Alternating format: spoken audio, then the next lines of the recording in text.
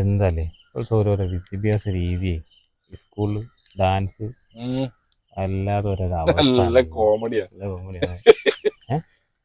നമ്മളെ സുഗുണൻ എങ്ങനെയാണ് പോയി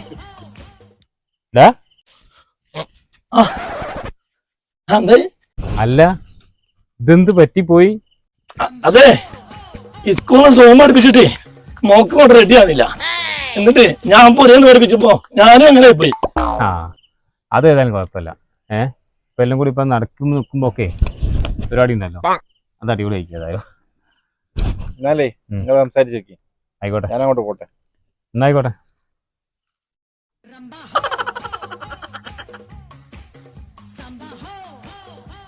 അല്ലേ അതെന്താ ഓനെങ്ങനെ പോണേ? ഓന്റെ അവസ്ഥയെ ഇതൊക്കെ തന്നെ. ഓനുണ്ട് സ്കൂൾ പഠിക്കുന്ന ഒരു മോള്.